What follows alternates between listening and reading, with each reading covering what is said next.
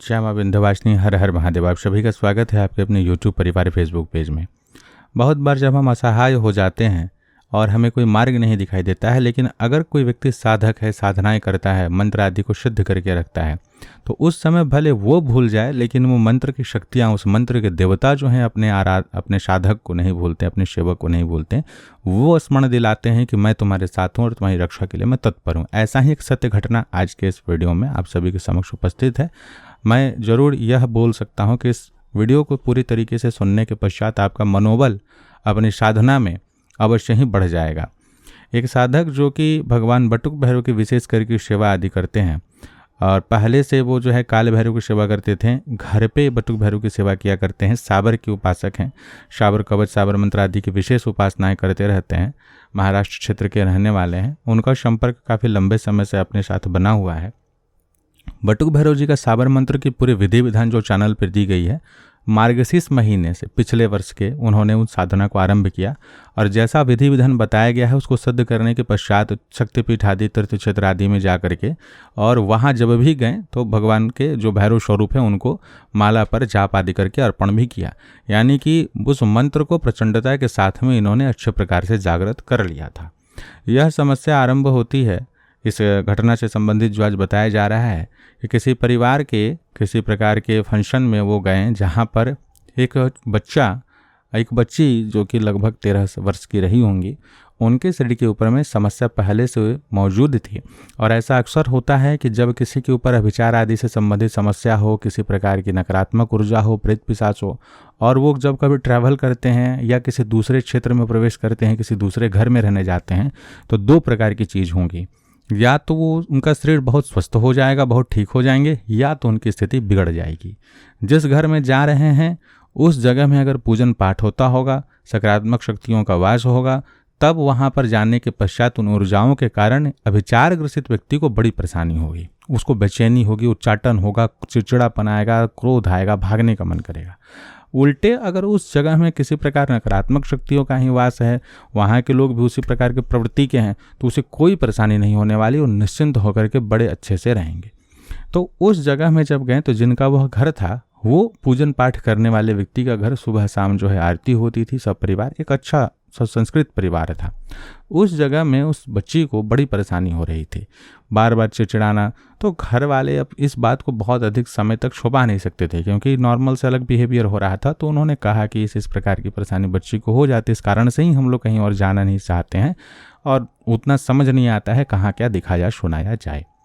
तो उस पूरे जो उनका कार्यक्रम था, पारिवारिक समारोह जो था, उसी के बीच में उस लड़की की स्थिति एक समय बड़ी खराब हो गई, जिसमें कि अब समझ में नहीं आया कि क्या किया जाए।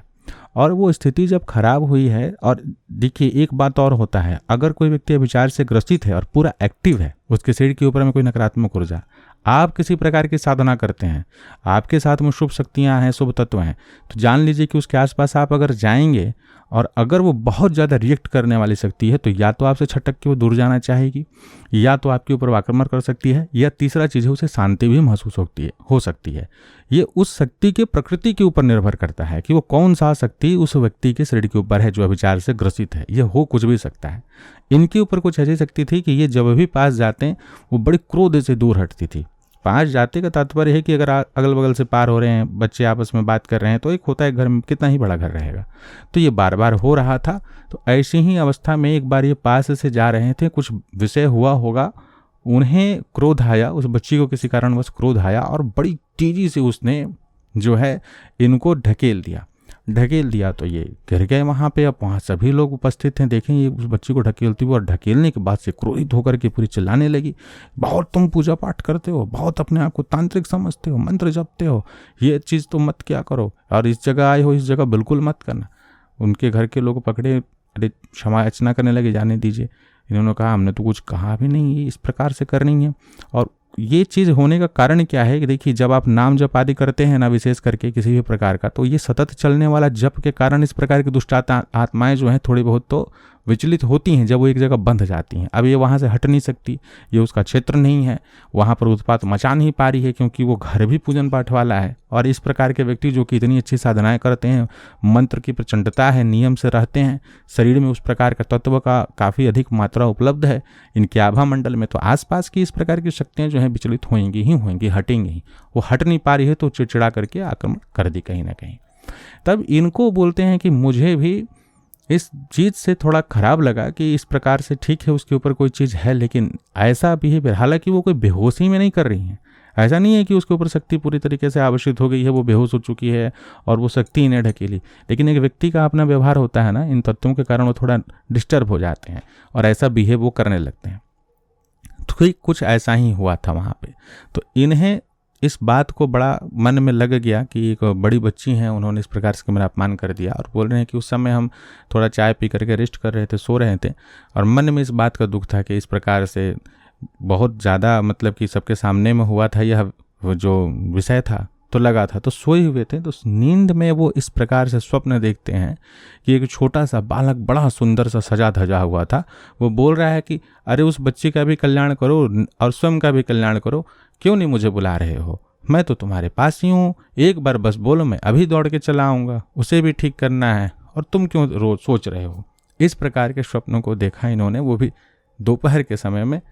तो नींद जब खुली तो विचार किया, विचार करने के बाद तुरंत दिमाग में आया कि शायद यह जो इतना ज़्यादा मंत्र का जाप किए हैं, ये भगवान बटुक का ही कहीं ना कहीं प्रभाव है, उन्होंने ही यह मार्गदर्शन दिया है। और उसी समय उसके बच्चे के माता पिता से बात करके कि हम एक छोटा सा कुछ विधान करना चाहते हैं, शायद आपकी बच्ची ठीक हो जाए, एक बार हमें करने दीजिए। इन्होंने कहा कि ठीक है, हमें कोई आपत्ति नहीं, हम तो चाहते हैं बच्ची ठीक हो जाए, इससे अच्छी और क्या बात हो सकती है। तो अब इन्होंने मैसेज किया कि भैया ये विषय है, हम क्या करें। हम बोले कि भैया देख लीजिए, रिस्क मत लीजिए, किसी जानकार व्यक्ति की सहायता ले लीजिए। बोले कि नहीं, जानकार व्यक्ति यहाँ अब तो दूसरी जगह में है, क्या मिलेंगे नहीं मिलेंगे। हमको बड़ा मतलब कि इस बात का लग रहा है कॉन्फिडेंस, क्योंकि इस प्रकार से आदेश भी हुआ, तो हम चाहते हैं एक बार हम करके देखें। हम बोले कि ठीक है, चलिए कीजिए।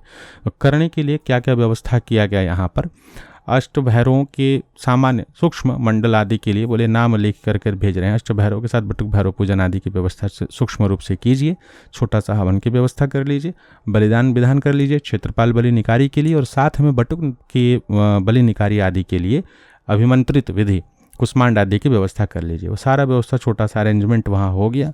उसको अपने सिद्ध मंत्र से नींबू को, कुष्मांड को, नारियल आदि को अभिमंत्रित किया गया, सफ़ेद मिठाई को अभिमंत्रित किया गया। अब यहाँ पर जो वामाचार विधि है, इसमें बलि नैवेद्य आदि को जो है, भोग आदि को जो है, या खप्पर आदि प्याला को जो है, इन मंत्रों से, जो वैसे काल भैरव के मंत्र आदि होते हैं, उनसे अभिमंत्रित किया जाता है। इसको शोधित करने की प्रक्रिया बोली जाती है, और उसी से उतारा होता है जिसमें वो शक्तियाँ उतर जाती हैं। अब इसी चीज़ को यहाँ पर ये बटुक से कर रहे हैं, और भगवान बटुक भैरव की कृपा से वो चीज़ें कैसे सिद्ध हुई वो देखिए। जब ये अभिमंत्रित कर रहे थे तो अब मंत्र का जाप चूंकि चल रहा है, और ये अपने ही लय में रहने वाले, जब व्यक्ति किसी मंत्र का जाप करता है ना, उसकी प्रचंडता बढ़ जाती है, उसके भीतर एक अलग कॉन्फिडेंस होता है। तो ये हालांकि शाबर कभी उच्चारित होने के उच्चारण करके तो नहीं कर रहे हैं, लेकिन जो मन में बोल रहे हैं उससे भी शरीर में भाव तो आ ही जाता है। इनको देख करके वो बैठ करके अब गाली देना शुरू कर दी। ये बोले कि हम पूरा अपना विधि विधान कंप्लीट किए जैसा बताया गया था। बच्ची को दो कोई पकड़ी, वो तो संभल नहीं रही थी उस समय, उसके शरीर से पूरा कपूर जला करके, जैसे नारियल के ऊपर जैसा बताया गया था, पूरे एक विधान से उतारा किया गया उसके शरीर से। क्षेत्रपाल निकारी की गई, छोटा सा सूक्ष्म हवन जो करना था वो करके उसके शरीर को पूरी तरीके से एकदम शांत कर दिया गया।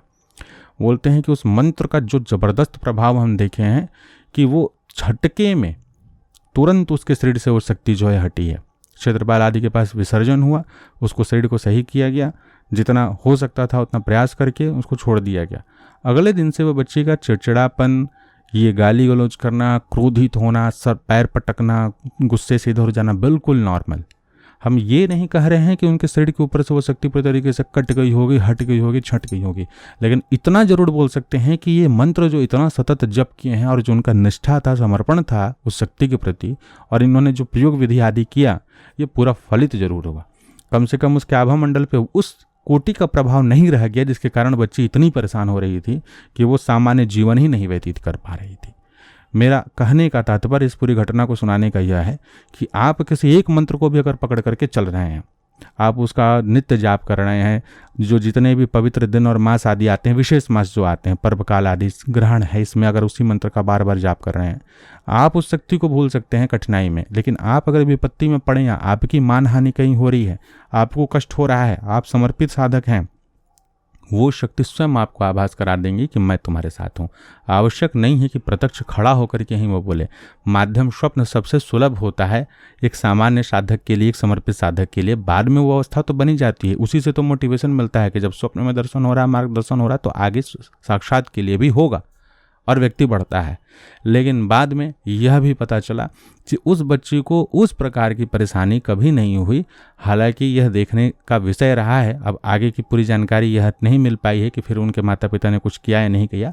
लेकिन बीच में जब भी बात हुई, जब भी पूछते हैं तो बोलते हैं कि नहीं, इतना अभी तक है जानकारी कि उस दिन के बाद से ये जो स्वभाव में उनका परेशानी आया हुआ था या जहाँ भी वो परेशान रहा करती थी, वैसा कुछ नहीं हुआ। उन्होंने भी कहा कि पहले से बड़ी मन में शांति है, उच्चाटन बिल्कुल भी नहीं है, और हम अपना काम, पढ़ाई लिखाई आदि अच्छे से कर पाते हैं, सक्षम हो चुके हैं।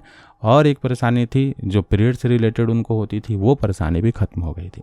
ये उस साधक का समर्पण और उस मंत्र के ऊपर समर्पण का प्रभाव रहा। तो इस विषय से आप सभी अवश्य लाभ लें। जिन भी मंत्रों को आप करते हैं उन मंत्र के प्रति समर्पित रहें।